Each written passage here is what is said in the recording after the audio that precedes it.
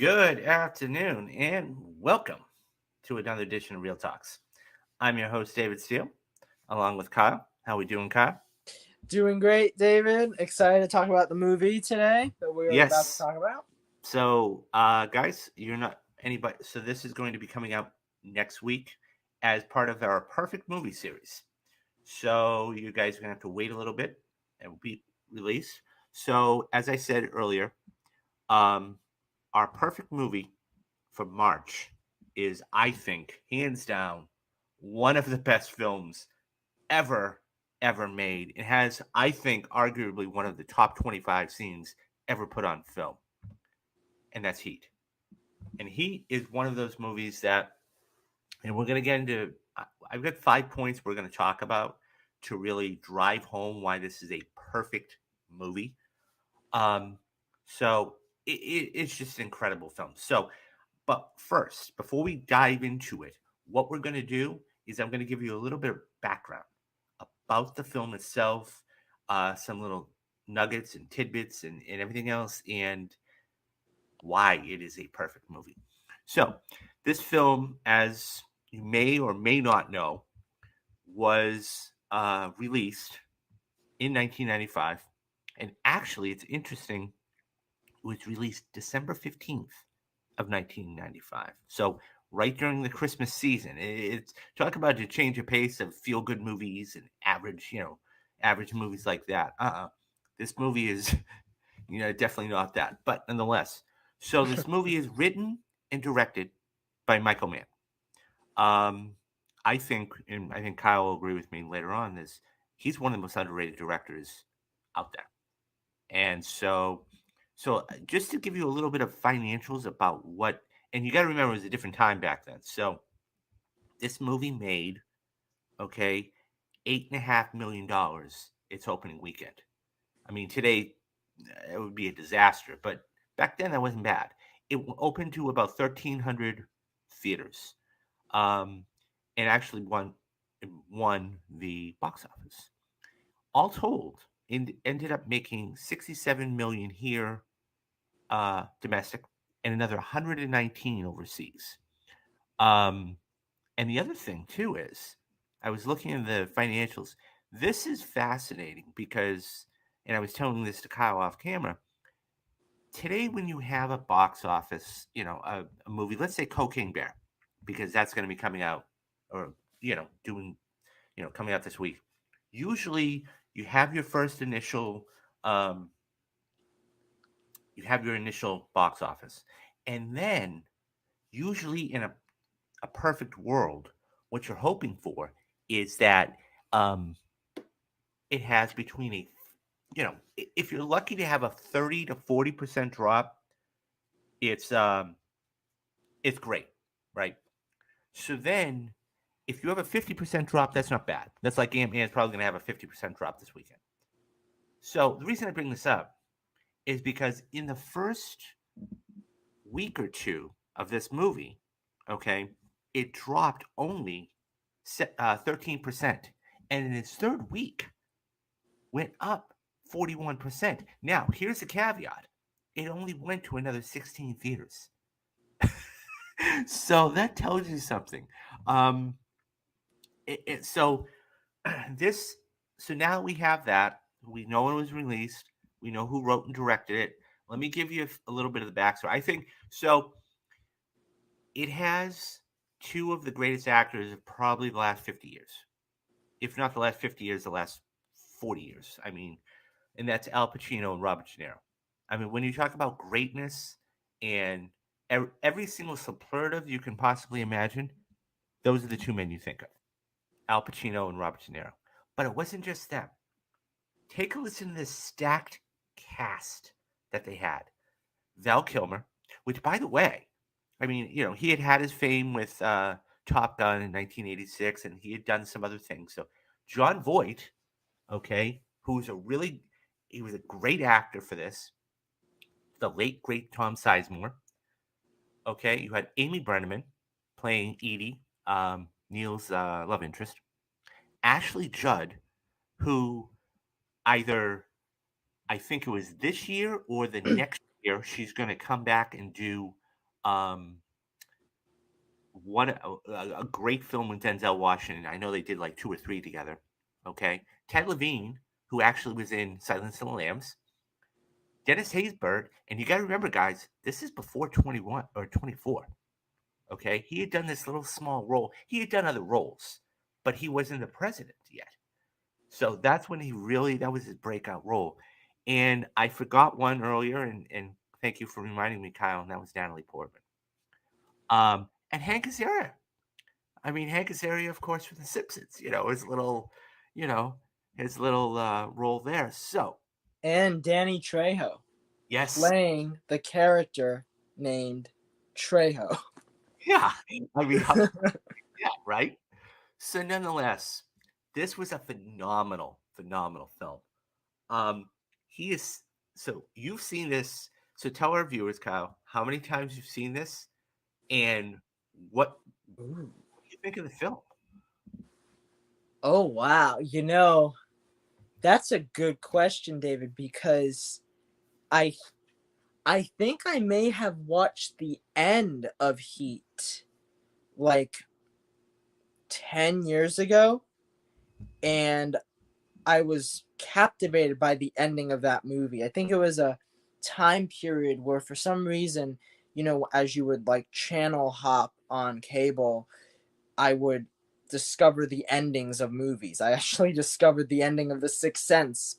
I still haven't watched the full movie. I've only seen bits and pieces, but it's one of those situations where I just came across Heat one day, and I think I heard nothing but great things from it. In fact, I think I probably the first time I heard about it was when they would talk about, say, The Dark Knight, when they would talk about movies that were inspired by Heat, and bank robbery films. When I was little, I loved bank robbery movies and the idea of bank robberies.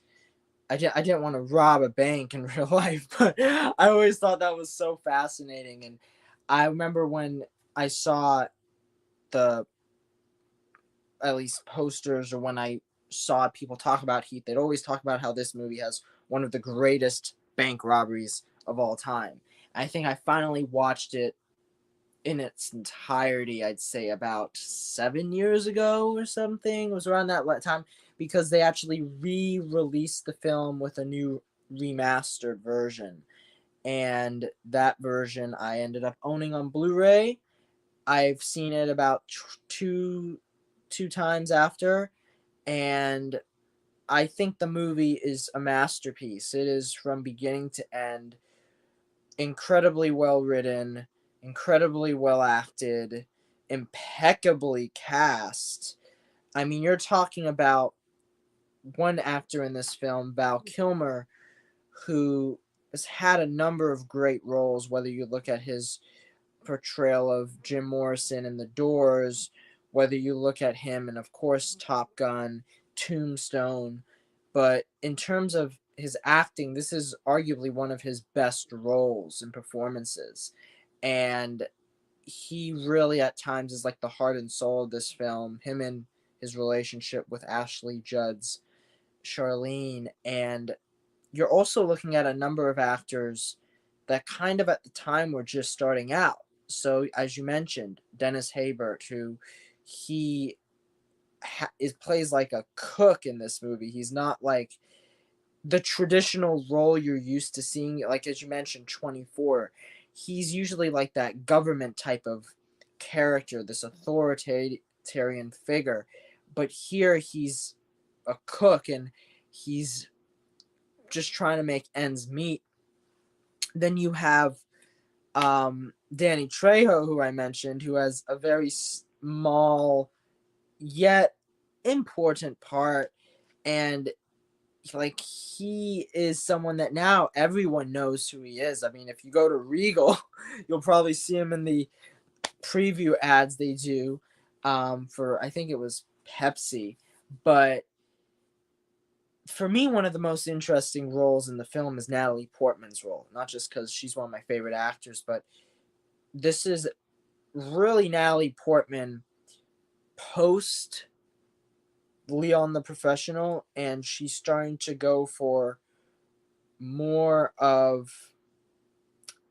I, I mean, The Professional is an R-rated film, and it is like an adult movie in a sense where there's of course violence, and it's a film that is rooted in murder and all that. But what's interesting about Heat is she's playing a very troubled young girl, and it's a very small role. She only has like I think 3 scenes in the film, but like you can tell how big of a star she's going to become. She's going to become an Academy Award winning actress. And I love when you look at these older films and you see, it's funny I say older, but for a lot of people it's not that old, but still it's a film that is more than 20 years old, and it's fun to see these actors when they're starting out. But also at the same time, seeing actors like Robert De Niro and Al Pacino really still at the top of their game. And as we'll get to in this video, the cafe scene is just unbelievable. It is one of the most famous, moments in movies, and one of the most what's the word for it? One of the most anticipated scenes, because it's the first time you get to see these two talents really go at each other. Yeah, no, it's just that scene itself, and we're going to get to that, as you said, in a couple minutes, and it's just the way he does it. You have two powerhouses, you have two titans, the immovable object against the unstoppable force, and Yeah. you think they're going to just clash, and the way he does it is genius. So here's what we're going to do, guys. I have a list of 5 points that we're going to cover throughout this, and Kyle and I are basically going to tell you or exhibit to you why we believe this is a perfect movie. Um, I'll say it now and I'll say it at the end of the video. I love hearing your feedback. So does he. Please leave your thoughts and your opinions and anything else you'd like to see down in the comment section, and we'll get back to you. Um, maybe this isn't the one you like from Al Pacino. Maybe you like Scarface better, or maybe De Niro's Godfather 2 is much better. We want to hear all your comments. But yeah, so seriously, take the time, spend a couple minutes, watch the video, obviously, and then give us your thoughts and comments. All right, so our first one, so the very first point I wanted to bring to the attention is a story. So the story and the character development. Now, we all see movies that are subpar. Let's face it, and the major reason for that is because they don't have any character development. So, at the beginning of this film, we're already thrust into it. Okay. Um, Within the first 10, 15 minutes, and this is really one of the inciting multiple things, okay, inciting incidences and everything else. They rob this truck, this armored truck. And just the mask itself is a hockey mask, or kind of scary. So they rob. They Neil, played by Robert De Niro, had done some homework, knew the routes. They hit this truck. So when they hit the truck, they already know the response time of the police. So they have seismic charges and everything else, make them deaf. So they have a new crew member, and his name is Waingro. And Waingro is not acclimated to the way they work.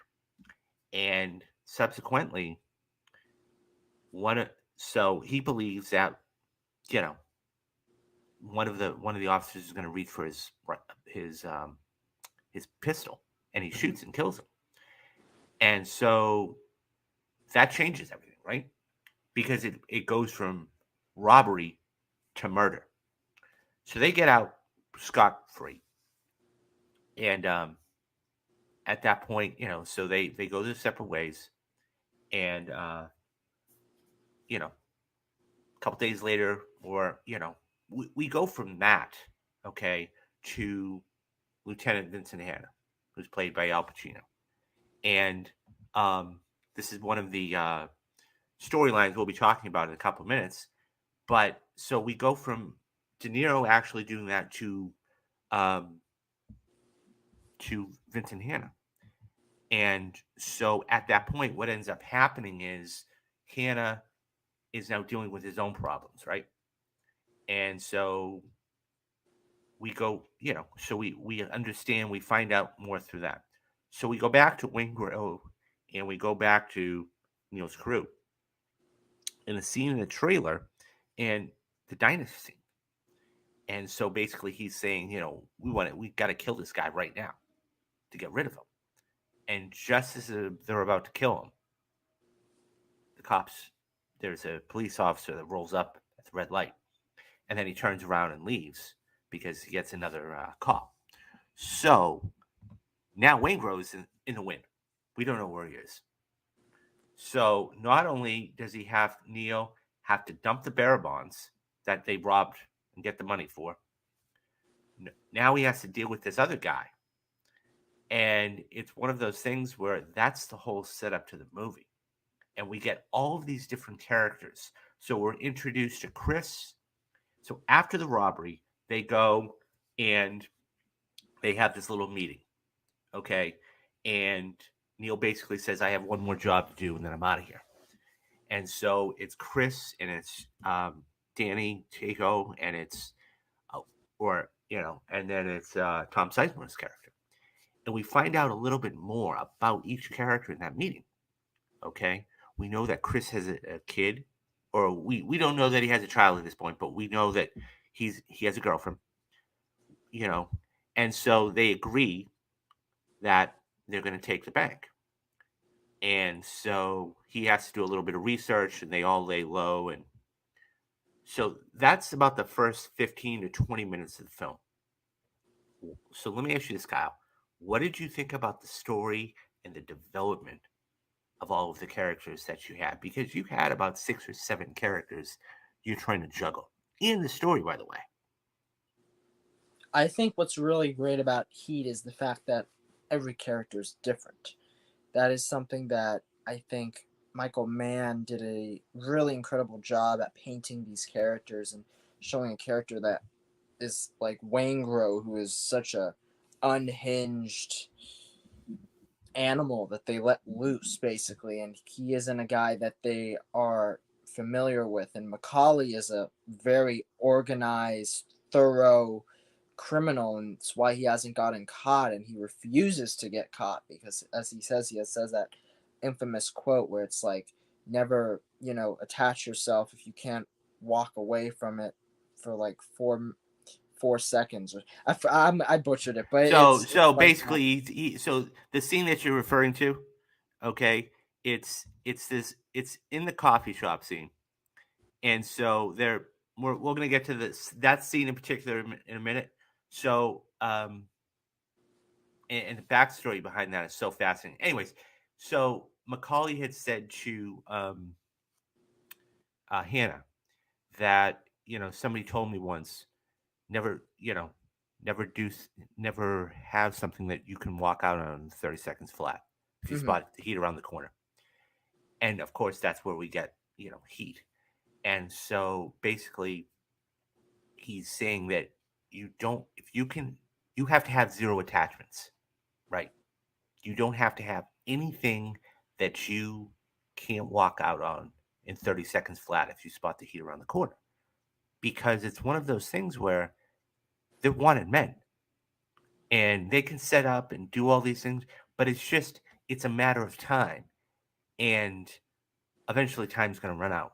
So I'm sorry, I didn't mean to hijack your thing there, no, but yeah, so please, that's thank go you. for it. Yeah, that was a quote because I knew I messed that entire thing up, but yes, like that is what's so captivating about Macaulay, because in this story we see him basically struggling with that idea when he meets the character of Edie, this girl that he starts to fall for, and he realizes that maybe this isn't the life that he wants to lead for the rest of his life. Maybe he actually has found somebody that he can actually settle down with. And at the same time, you have Hannah, Al Pacino's character, and he is a guy that really, the job has just consumed him. This, as you'll see, this case, it consumes him as a man. It consumes his soul to the point where he becomes so attached to this case that he isn't, able to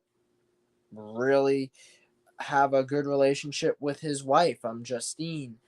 Or, I mean, he tries his best with his stepdaughter, but it's still kind of, you know, something that this man is trying to make ends meet, but at the same time, the job is getting in the way. And it's a really great juxtaposition of these two characters in Hannah and Macaulay, because it's like they're both magnetic and they're both being drawn to each other, but they both want, in a way, to go, other a separate path, but they can't help but get involved. And that's what happens at the end of this film, where Macaulay, almost like, he's at the very end of his rope. He's like, I'm going to leave with Edie. I don't, need this life anymore. I'm Nate. John Voight's character has set me up. I'm going to be able to get out. But then he finds out what happens to his buddy, and he finds out that Waingro is responsible for all this. He goes to kill him, and because of that act, because of, in a way, his own, you can call it selfishness, but also his idea of trying to protect, his crew, it gets to this point where he's like, oh wait, now I have to protect myself. I have to protect Edie, because if I don't, then they will come after me. And because of that choice he has to make at the end, it leads to his death. And then Hannah is also at the end of this film stuck with the idea that, oh well, I can't be with Justine. Like, this case is eating me out, and like, I just can't leave from this case. And I forget, there's like a specific line that Justine says to him, but he is once again drawn to the case by the end of the movie, and then he kills Macaulay. And it's like, there's this moment in their death, in Macaulay's death, when he just holds his hand, and it's, I think, one of the most humanizing moments of any crime film ever, where, like, the guy at the end of the barrel isn't just a criminal. He is a human being with his own, morals and his own goals. And to see two men, despite them being on the opposite sides of the fence, they are still able to connect in that moment. It's one of the most beautiful scenes in movies.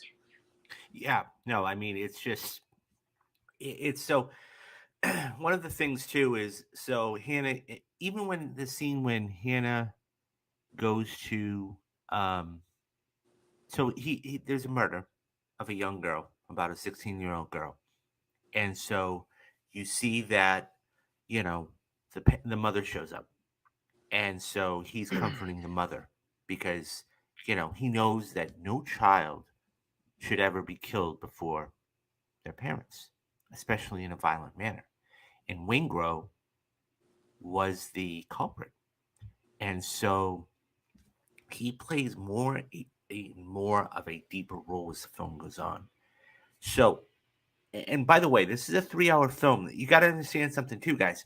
This is before the 3-hour film was really a thing, right? I mean, we have all these films today that are 3 hours long, whether it's Babylon, whether it's Avengers Endgame, whether it's Avatar: The Way of Water, all these films. This was 3 hours, and you really saw the act breaks. But the whole first act, okay, was all about setting up for later on.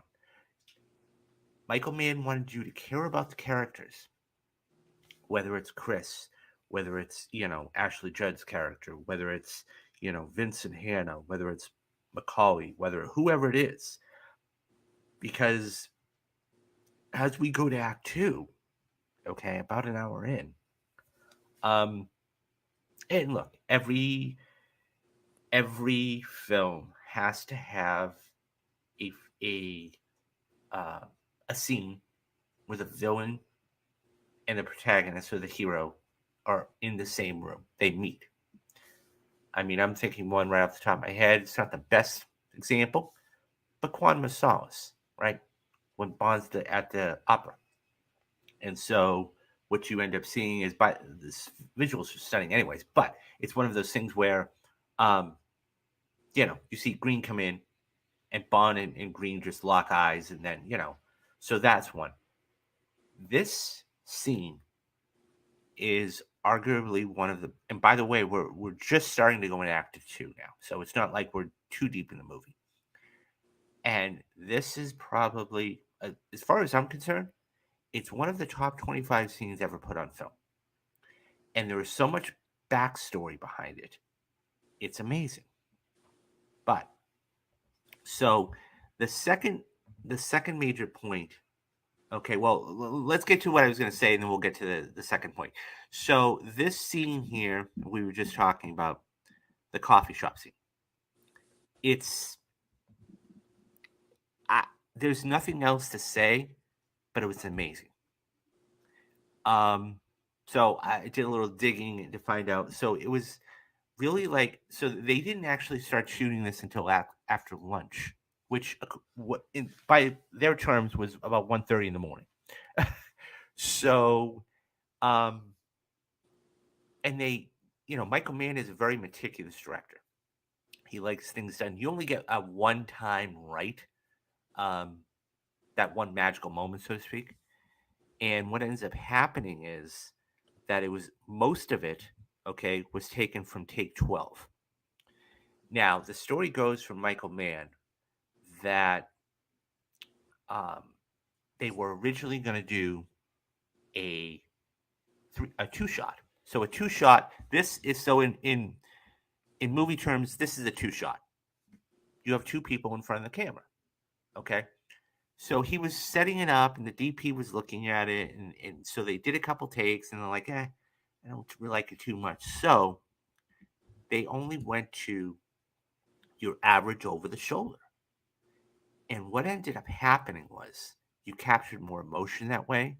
You captured more, visceral, just they were playing off each other. I mean, they, De Niro and Pacino, they're the best of friends today because of a lot of reasons. But one of them, and even Michael Mann was saying this back then, is they were playing off each other. Mm-hmm. So, for example, when one would lean forward, the other would lean back. Or when one would tilt his head one way, the other would tilt his head the other way. And there was always that play there. And the reason why this scene works, okay, amongst other reasons, is you get 9 minutes of backstory between two characters, between Neil McCauley and Lieutenant Vincent Hanna. 9 minutes of them going back and forth, and you're getting the whole backstory. Yeah. You find out that McCauley was in Alcatraz. You find out that Vincent Hanna has gone through a couple marriages. And it's one of those things where the writing is so clean and so tight and so swift. It's amazing. And they even talk about dreams. Like, so Neil talks about the one dream where he's drowning. Okay? And not having, we were going back to this, what you were talking about when he meets Edie, not having enough time because he's not doing all of the things that he wants to do. And on the flip side of the coin, you have Hannah, who says, I spend all my time chasing guys like you around the block. How am I supposed to have a marriage? Okay. His dream is he's at this large table, and all of the victims he's ever had have 8-ball hemorrhages because they find them 2 weeks under the bed and they don't say anything. And that's the dream. And you just see, the death, so to speak, in that moment. And that's a whole thing for foreshadowing. Just unbelievable. Unbelievable. Now that you've seen this X amount of times and you hear all the stories behind it, give me your thoughts, Kyle, on the coffee shop scene. Well, what should also be noted is I don't even think you mentioned this at the top, David, but this film is inspired by a true story. Yes. And what's interesting is this coffee shop or cafe incident actually did happen between these two real life people. There was a real life Neil Macaulay. The real life Vincent Hanna was another name. I think it was like Adamson or something like that. And it was a story about these two guys. One was a detective, the other one was or I think one was a police officer, the other one was a criminal. And they met one day over a cup of coffee or something on that order. And it's such a fascinating sequence for a crime film because just, him rolling up to him saying, "Hey, let's get a cup of coffee." Like, Yeah, it's the, and by the way, that's a meme, but also it's one of those things too. And we're not even talking. We're going to get to this in a couple minutes. How Michael Mann uses Los Angeles the setting of this yeah. as a whole character, and the way he rolls up is he finds out what car he's in, he finds out the tail, and he goes and he tails the guy and he pulls him over. And of course, you see, Macaulay with his hand on the gun. He's like, "Hey, how are you? Want to get a cup of coffee?" So this is the end result. And the other thing behind the scene is you have two behemoths. You have two powerhouses. Okay, you have two of arguably the best actors in the world. Yes. And you think, oh God, this is going to be serious fireworks. What do? They sit down and they have a cup of coffee. It completely diffuses it.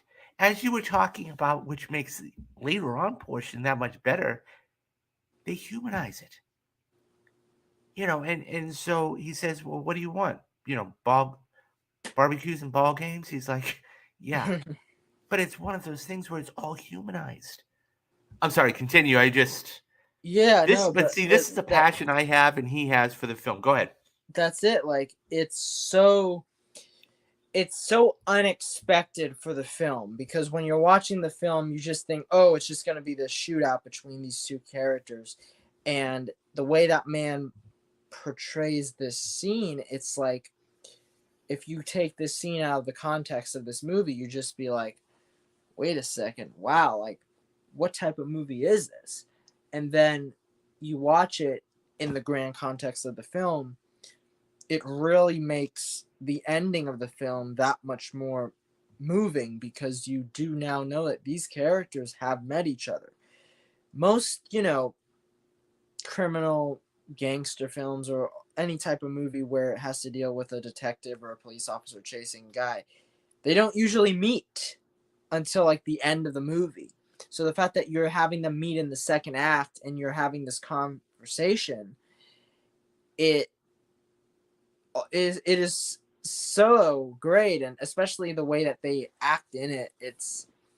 It is like one of the most iconic scenes in movies because I mean, you're talking about, as you said, two behemoths, two of the biggest actors of their time in a scene together where there isn't a two shot, but you still, you can't help but be drawn to the screen. And oh man, I really love the way that Pacino plays it too, because I mean, Pacino's great in every movie. Every movie I've seen. I've never seen him give a bad performance. Even in Jack and Jill. He's the best part of Jack and Jill. Dunkachino. But I mean, when we're talking about this movie though, he is so I I mean, mean, even for I, me, I I believe he said that he actually did cocaine when he was making this movie yeah, because I don't doubt that it. was the point of the Um, role. Like he his character was a guy he believed to be doing coke, and in those scenes that you see him in, I think he says like in order for him to get there, to get to the amount of energy he has to get to, that's real. That's not just acting. yeah, no, I mean, for me, one of his greatest roles. It's not the Godfather. It's the Devil's Advocate, right? The Yes. last 15 minutes of the Devil's Advocate. Oh I my love god. that movie, but nonetheless, it just goes to show you. So you have these two guys that are absolute just kings, gods of what they're doing. So we go from very subtle, we go from very slow to when it starts to pick up. And it goes from 0 to 60 in no time. So what ends up happening is he goes back to the police station, and you know, um, so he walks in, and one of his, fellow officers says they dumped us. What? And he says, what? They dumped all of our surveillance. Mm-hmm. They went into, LAX, which we don't have any flight patterns. We can't go into. He's like, I just had Macaulay with, you know, I just had coffee with Macaulay a half hour ago, and they dumped all of our surveillance. And he basically says, does anybody know where these people are? And what ends up happening is the setup to Act Two. They get all the schematics. He talks to one of the Nate. characters that has it, and so they said, "Okay, are you ready?" And so we should say this too, that Vincent had been pressing one of his CIs about some information, and he comes up with Slick, and then he's like, "Whoa, whoa, whoa, where did you get that?" So tell me more about Slick.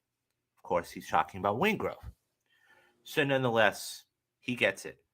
So immediately after the so one of the proxy officers comes in and says, "Were you guys looking into a CI named Benny?" And he was talking about that. So what ends up happening is they were looking at this bank, and they're like, "Oh shit, we got to go now." So of course, that's the scene where we go from 0 to 60. They go and rob the bank.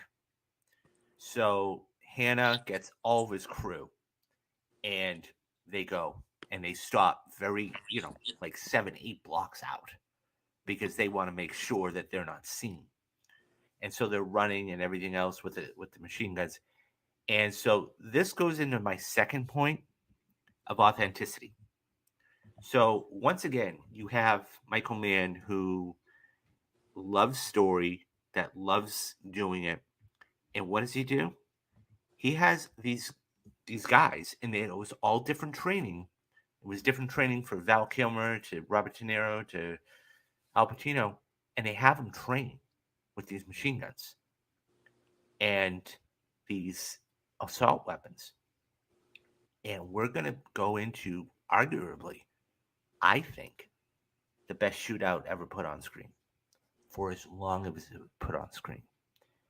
And so I will put the link in the description if I can find the video, the YouTube video. But it talks all about how they went through the training, and even the stars talk about it themselves. And it is unbelievable. Even one of the SWAT officers was kidding. He's like, "Yeah, these guys could, cycle through these things better than we could, and we're professionals." But it's one of those things where, and you brought it up to me earlier. How did they not get nominated for sound? Because what Yeah. Michael Mann did, okay, is he used Los Angeles as not only a setting, but he used the skyscrapers as echoes. So it was Mm. louder. And when you see these guys just shooting and shooting and shooting, and so that's our shootout. That is our shootout. And we basically go, I'm guessing, for about 10 minutes. And so what ends up happening is um, it's just one of the most remarkable shootouts you'll see. Now, a couple of quick backstory things. They meet in the diner, okay? They're training at Trejo to dump these cops. He can't. He calls them, calls him back on the landline, says, "Hey, I can't dump him. I don't want to lead him to you." So he's out. He's out of the picture at this point. So then Dennis Haybert's character, which we were talking about, the short order cook. So Neil goes back and says, "Hey, what's going on?" And he's trying to get his life together. And he has a girlfriend who says he's proud of him, but doesn't. He can't figure it out at this point. He's like, look, I got a job for you. Remember the signals? He's like, of course I remember the signals. Are you cool? He's like, I'm always cool. He's like, okay, one answer. I need right now, 5 minutes around the back. And he's like, all right, fuck it, let's go. And so he dumps it and he goes in and he becomes a driver for this. And when this shootout happens, he's like, doing his thing. Eventually he gets killed, but it's one of those things where it's, there's so many moving parts to this. And so the shootout happens right before they get to the bank. And it's just, yeah. So talk to me about the shootout. Talk to me about the sound. Talk to me about what you think it was really all about and how they did. Well, for me, my favorite film, it's tied usually, but one of my favorite films of all time is The Dark Knight.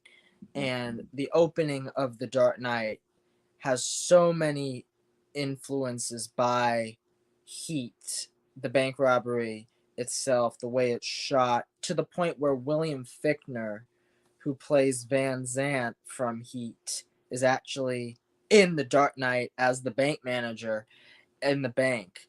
Do you know who you're robbing? Go ahead. I'm sorry. Exactly. No, by the Yes. way, the last thing I'll say is this. We're doing Heat right now for March, either April or May. We will be doing The Dark Knight as part of our perfect movie series. So stay tuned for that. So I'm sorry. Go ahead, Yeah, Kyle. but I know that when I was watching Heat, I was just seeing that, oh wow, like this bank robbery, just the way that they're walking across the desks, I believe, the way they just move in the way that it's shot, it's almost, not shot for shot, but very akin to what they did with The Dark Knight. But then you have the sound design, the sound of the guns is just so loud and so, I think, well designed.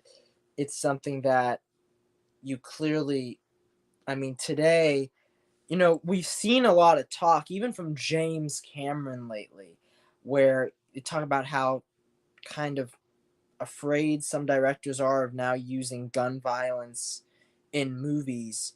But here, like, this was before that. This was in the 90s, and they went all in on it, like Die Hard and this. And you get to this scene in this movie where they're just ripping it up, and you're just seeing this city and you're hearing the sounds, and it's this all out warfare scene, and it is so exciting and suspenseful. To my recollection, I haven't watched Heat in a couple months, but I, I, I don't think there's a score there at that moment. Is there, David? Do you remember if there's a score No, in that no, there scene? isn't. Because what Michael Mann wanted to do is he wanted to make you really be immersed in it. And he felt like, and I would imagine, I don't know this to be true or false, but I imagine any kind of score, any kind of music would have taken away from the intensity. Yeah, Because don't forget, we just went from a very slow, dissected, two guys talking across the table to 0 to 60. We're yes, blasted away. And so that juxtaposition there really yeah, worked. And I think exactly. that any sort of music would have hampered that. And it's not to say that. See, what's fun about Heat is I actually own the soundtrack of Heat, and it's a very interesting soundtrack. It's a soundtrack made up of various artists, from Moby to um I think the Kronos Quartet, I believe. Like there's a number of different artists on Heat that, even the score by Elliot Goldenthal, you have like so many different elements in this movie. But in a scene like that, which is, I guess you could say, scoreless, it's something that really immerses you in that moment. And you're getting to this scene in the movie where when Chris gets shot, like that one moment where you see that bullet come and it hits him, you're like, oh snap. You feel the stakes in this scene. And that's you And when hit the nail right I on the think head. Tom Sizemore gets shot in that scene too, and Yeah, no, you're like, you're right. damn. And that you hit the nail right on the head with that word of stakes. So the whole first act, what Michael Mann does is give you, not only does he give you character development, but he gives you stakes. He makes you say, okay, this is what these guys are, and this is how they're going to roll. So the stakes, when they knock over a um an armored car in the first 10 minutes of the film, you're like, okay, there's some serious stakes here. And they're even getting bigger and bolder. When they knock over that bank, you're like, oh my god. So when Chris does get shot, it changes everything. And it's one of those things that I would argue not only is the best shootout, it's the best 15 minutes in cinema because you have everything. And it's remarkable. And I mean, it even that's one thing about the film. It escalates in that sequence, and you get to that point where I think what's it, Tom Sizemore grabs the little Mm-hmm. child and starts to run, and then you're like, oh wait a second, now this is getting even more intense because before it was, I mean, an all-out war between the police officers and bank robbers, but now it's like now we're talking about a child's life at stake, and that's that's when you have a great action sequence because it reminds me of another perfect movie that we discussed on here, Captain America the Winter Soldier. And like even that sequence in Captain America the Winter Soldier when Nick Fury's in the SUV car and like he's driving through the streets and the Winter Soldier's there, you're like, "Oh, wait. This could have, really huge implications for the character." I mean, a lot of people when that scene was shown in theaters, a lot of people weren't that shocked by it because I mean, there are many people that think that he would have lived given the trailers. It didn't matter, Right. but like if you watch that movie for the first time without seeing trailers, that scene is very exciting, even more so than in theaters because now you are wondering, what's going to happen. And that's the same with Heat. Like number of scenes in this movie are so intense, but one of the reasons why they are so intense is because you care about the characters on screen and the characters themselves. As I wrote on my letterbox review, I said in my last rewatch of Heat, every single character of this movie has a story to tell. And I said, like, I feel like you could make a movie about Danny Trejo's character. Mm-hmm. You can make a movie about Natalie Portman's, Hank Azaria's, like any of the characters in this movie, you can literally make a film about because they are that complex. And it's not, you know, a movie like you were saying before where you have a subpar film with very little character development, very little depth. This is a movie that feels like a lived in world. And when you get to this banks robbery sequence, when you get to them running in the streets, shooting at the police, the sounds, the It's skyscrapers, it feels like you were there. It feels like this real immersive experience. and that is going to lead us into our third point. And so it's an important point because one thing that Michael Mann does and a lot of is he loves to use setting as a character, and this is no different. He and I were talking off camera. We were talking about Collateral. Um, Collateral is one of those films that is just, and by the way, another Michael Mann film, remarkable. For me personally, this is his master class, but Collateral is right up there. But he uses Los Angeles as a setting, and he uses it as a backdrop. Mm-hmm. And it's one of those things where, whether it's the very opening, where you have that subway going through the smoke, or whether it's the chopper scene, where you see the chopper come in and whatever else, it's an amazing display of how you use Los Angeles. And it's amazing. And the other thing too, I mean, believe it or not, this was made when I say only, this was made on only a $60 million budget. And you go, wow, that's not bad. No, it isn't. Because they shot it all in one city. Yeah. They didn't go to Amsterdam. They didn't go to Uh-huh. Prague. They didn't go to, I mean, so it was one of those things where it's an amazing display of how he uses the city and what he uses for the city.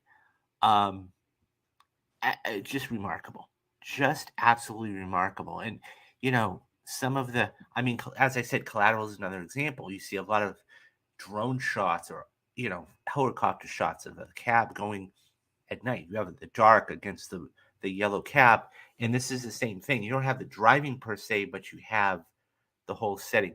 So let me ask you this, Kyle. What did you think about Michael Mann using Los Angeles as a setting and making it essentially another character? Oh, it's just beautiful. And I think, I don't know the name of the DP, whoever did the cinematography for this film, but it is one of the most visually striking films in movie history, really, because you're talking about a lot of these shots. Like, there's this one shot that's iconic where it's just Macaulay looking out, his window, his at the And it's skyline. And interesting, yeah. So it's interesting you bring that up. That's this shot here, and it's an amazing, amazing shot, and um, yes, that's the shot that look you're at that. referring to, and Look at that. Oh my god. it's so amazing. And here's the thing too. So this is after he gets home and Ashley Judd character throws him out and he comes over and they're talking or whatever else. And so here's the thing. Another Michael Mann film was Miami Vice. I love Miami Vice. It's not, and by the way, I know I'm gonna get off topic here. Bear with me. Michael Mann created Miami Vice. Sonny Crockett and everything else. He created that whole world. Edward James Olmos, and it was one of the first times too that he had an African American, um, an African American officer paired with a Caucasian officer, and this is mid 1980s. Completely different. You're in Miami. The reason why they had to cut it is because cut it short is because it was just too expensive to make. I digress because I say this. Here's the thing: in the scene in the film Miami Vice, there is a scene where they're actually, it could have been the same place, I don't know, but there is a scene where they actually um, are talking to one of the characters, and so it kind of goes dark, not dark, but it's like you're in within yourself, surreal moment, and then it comes out of it very quickly. Nonetheless, the silhouette shot was amazing, and his um, he uses Los Angeles as a backdrop, and it's just Yeah. amazing to see how it's done. Um, it's just amazing. So now let's move on to. I mean, so everybody that let's move on to. We're going to quickly talk about the ending, and then the third act, and then we're going to move on to our fourth point. So Oh, the David. ending of the film, My the my ending of the phone's film. almost out of battery soon. So Okay, no, okay. Um, so the ending of the movie, and what you were talking about, yes. actually humanizes everybody, right? So basically, is it going to, um, what is Neil going to do? Is he going to go back to his ways, or is he going Mm-hmm. to be selfish about it and do that? And so once Hannah is right, like hot on his tails, Yeah. they decide to pick up and leave. And on the way, so Nate had already given him an out. Yeah. And so he's like, okay, I've got one last stop to make. And he decides to take, friendship and loyalty over anything else. And he kills Wingrove. In that reaction, what he does is there's a chase that ensues. Mm-hmm. And so from that chase, we see one of the final shots is they're near an airport. the lights are there, and he gets shot. And what you were talking about is Yeah. that basically he not only shoots him, but he goes over to comfort him as he's dying. Um, just a remarkable thing. Now, the reason why he gets on his tail, as we were talking about earlier, is because he actually Ashley Judd's character is actually having an affair with Hank Azaria's character. They go press him, they get her, and so what ends up happening is, long story short, they were going to try and get Chris, and basically she's like, no, don't do it. You're going to go into a trap. They stop him at the end of the street. He's clean, and Chris gets away scot free. Um, so it's one of those things where, so we're going to be wrapping up here in a couple of minutes, but wanted to ask you a couple quick questions. Number one, longevity of the film. What did you think about the longevity and how it's done? Okay, and how it's been over the course of time. So that's your first question. So, what do you think about the longevity of the film? Has it aged well? I guess is the question. Um, is this one of your points? Is this one Yeah, of your yeah. The longevity of it. So, how do you think which this film has aged over the course of the 25, 30 years? I think it's just aged perfectly. I even wrote in a review how I thought that the film is timeless. Like if you watch this film, there are very little, I think, elements of the film that have necessarily aged. Like, if you're watching a movie like, say, I don't know, the Emoji Movie, let's just pull one out of the hat. That's a film that has aged the minute it was released.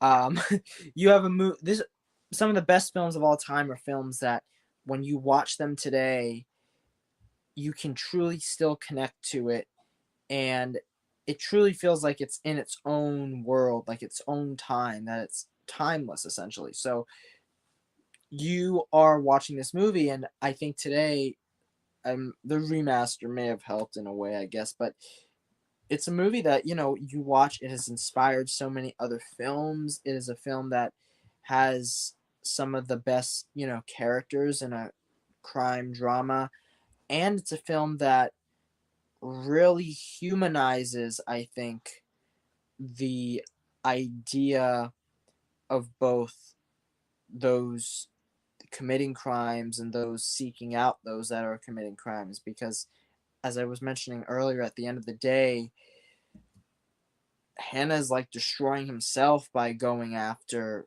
Macaulay, but it's like the only thing he knows how to do. And Well, and Macaulay, that's to your point. That's where he says when they're having this talk at the coffee shop, he's like, that's all I know how to do. yeah, And he's like, I know that's all all I know how to do is take scores. It's like, oh, exactly. that's all I knew how to do too, is to stop guys And like you. Macaulay is like basically stuck in this life, and this is the only thing he knows how to do. So, and I think another great point about this movie that I don't think a lot of people mention is it's a movie where Hannah is slowly falling out of love with his wife as Macaulay is falling in love with Edie. And I think That's a that's great a pickup. really, really cool parallel in this film, because you're seeing a man that, I mean, Hannah, this isn't his first wife, too. Like, he This is is a his man third. that, this is his third wife. This is not a man that has had great luck when it comes to marriages. And it's actually pretty crazy to me how, and pretty, I think, fascinating when it comes to Hannah's character, that the best relationship he has in this film is with Natalie Portman's Lauren character, his stepdaughter, because she goes to his hotel apartment that he's at to attempt suicide, but she knows that he's going to be there. And that's why she goes there. And I think she says to herself that, maybe he'll be able to save me if I go there. And I think that's a really, really underrated aspect of the film, because you're seeing a man that, at the end of the day, Hannah is a hero. He's a guy that's trying to do the right thing, and other people do see him that way, but then he's unable to keep his marriage together. He's Well, unable what to, does it you say? know. What is the what is one of the lines that the Joker says in The Dark Knight?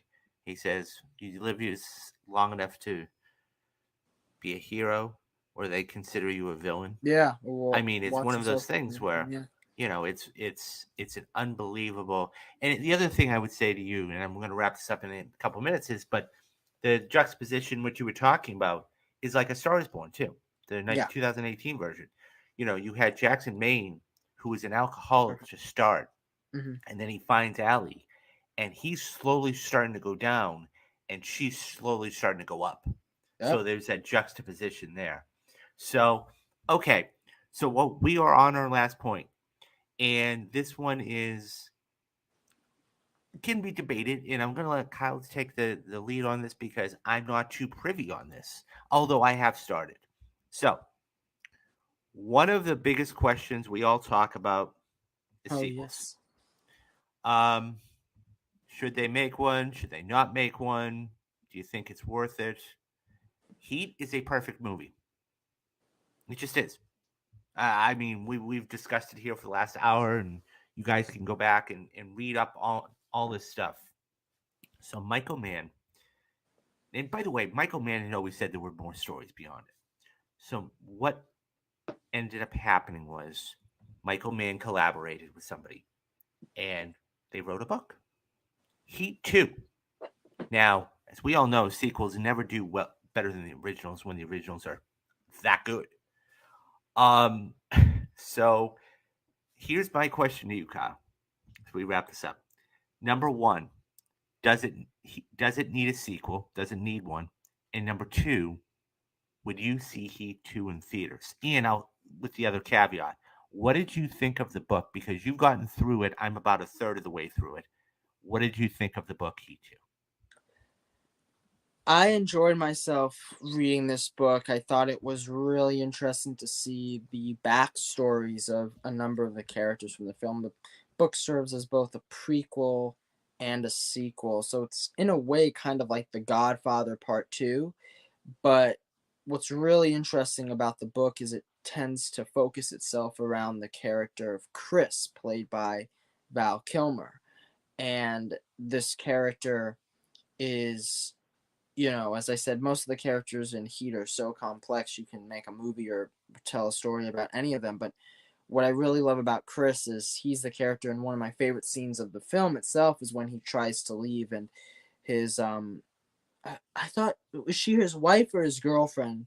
One of the other Ashley She Judd's might be characters. she might be his wife. I thought I they were. forget, Yeah, go but ahead.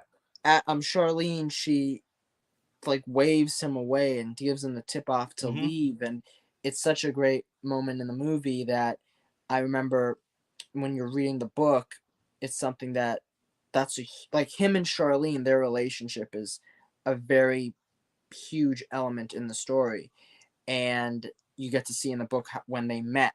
You get to see what he liked about her. You get to see what happens to these characters after the events of Heat, and you get to see a very interesting storyline revolving around Hannah and a past case that he did prior to Heat One that ends up continuing in the sequel.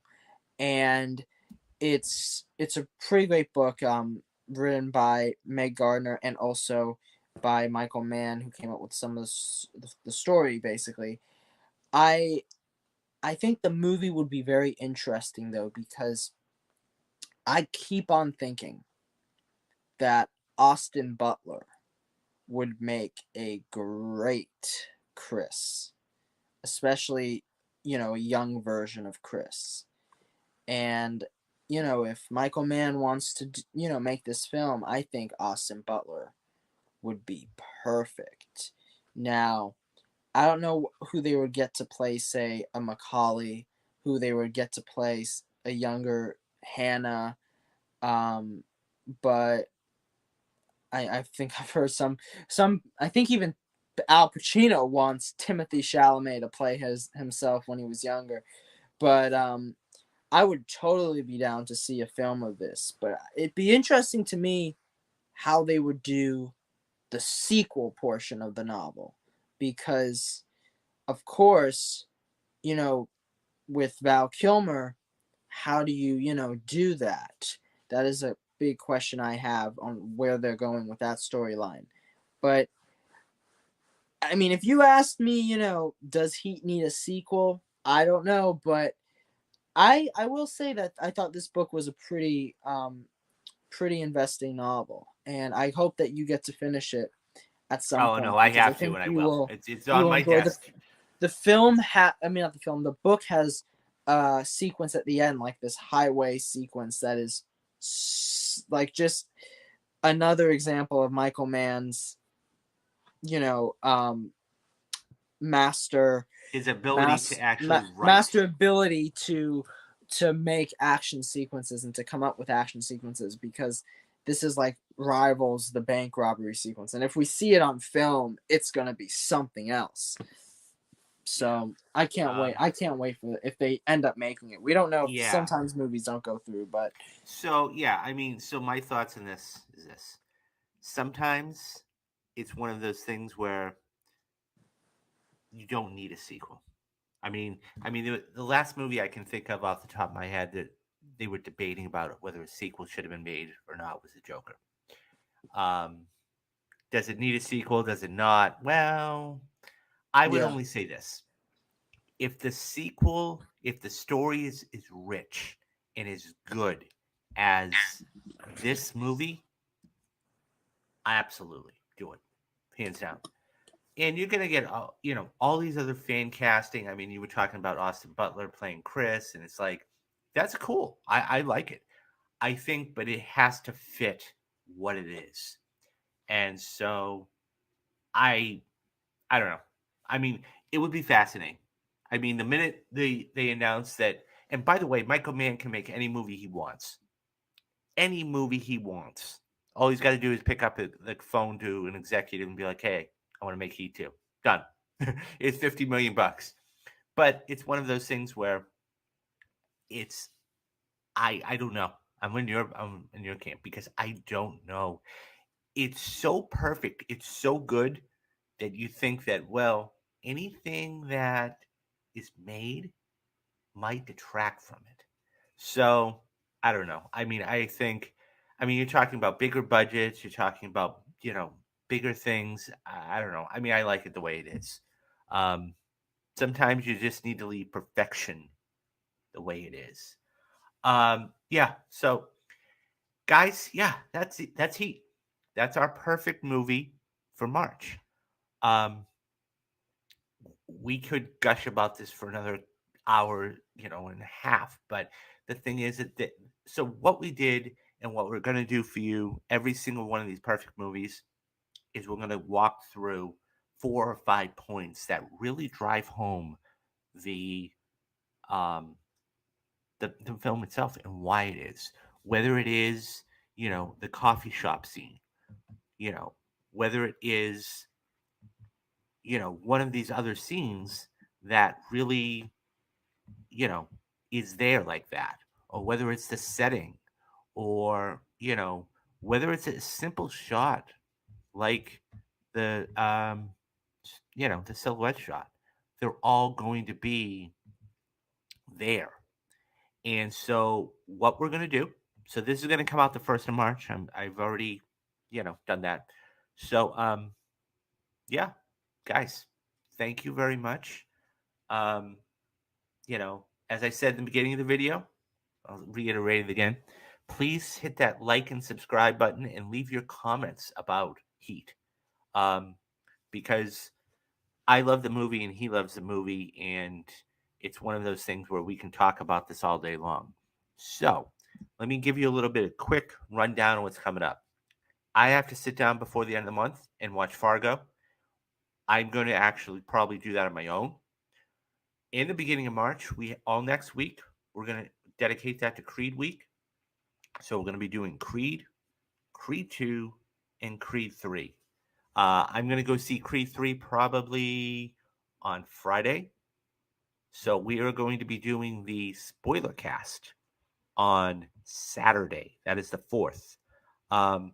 Coming up, we've got a ton of stuff. So not only do we have Creed, but we do have The Mandalorian. And I'm going to be sitting down to watch the first season of The Mandalorian today. So we're going to be doing The Mandalorian. We have so this is going to be coming up. So we have another episode of The Last of Us. This is going to be left behind this week.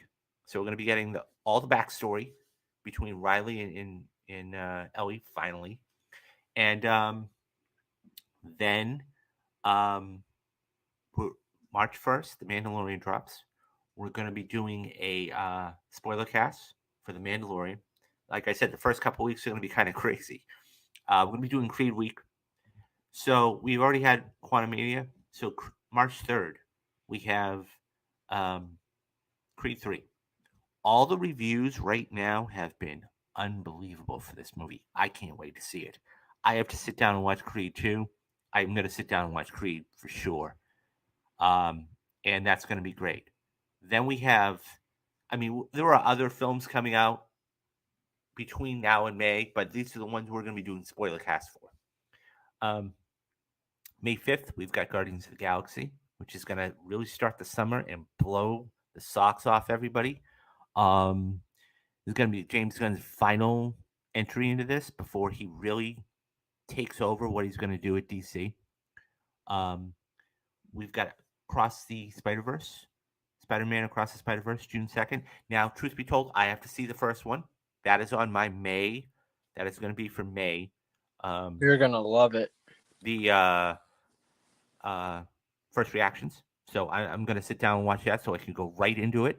And a lot of people say, and I say a lot, not everybody, this is easily within their top 3 Spider-Man movies of all time. You've got No Way. A lot of people will put No Way Home in there. Spider-Man 2 and Across the Spider-Verse, or Into the Spider-Verse, I should say. So that's one. Yeah. June's going to be packed. We've got Rise of the Beast, which I'm eagerly looking forward to. I mean, it's going to be a fun movie. It's going to be fun for what it is. One of the most anticipated movie, if not the most anticipated movies of the year, is June 16th in The Flash. We've got our second trailer. Yeah. I just did a story about that the other day in a Machete. So it's actually going to be premiered at Comic-Con in April. That's how confident they are. And Machete is now developing an It prequel series for HBO Max. Go check that out. But yeah, I think that's going to be fun. We've got, at the end of the month, we've got Indiana Jones, The Dial of Destiny, $297 million. I can't wait to see Harrison Ford back as Indiana Jones. And then July, we have, I think, probably the biggest movie this summer, and that's Mission Impossible: Dead Reckoning Part 1. $250 million budget. It's just, it's going to be amazing. And then the last one we're going to do a spoiler cast for is Oppenheimer. That's going to be the 21st. And the one that I don't have here pictured is Barbie. So that is going to be coming out the same day as Oppenheimer. So we'll see how that really does, and we'll take care of that. So, yeah, I don't know. I guess that's it. I think I've got everything. So, as I said, we've got a ton of stuff coming up on the channel for you guys. What I would say is this: like that little ticker says, hit that like, hit that subscribe button. Follow Kyle on Twitter. His screen name is @Arking Kyle. You can just do the little search and you'll find him. That is my Twitter. And yeah, guys, shoot your questions in, shoot your comments in about this video or any of the other videos that you've seen, and hit that subscribe button because we've got a ton of stuff coming up for you this year. Okay, so for Kyle, I'm David, and you have been watching Perfect Movies on Real Talks. Bye-bye, guys. Bye.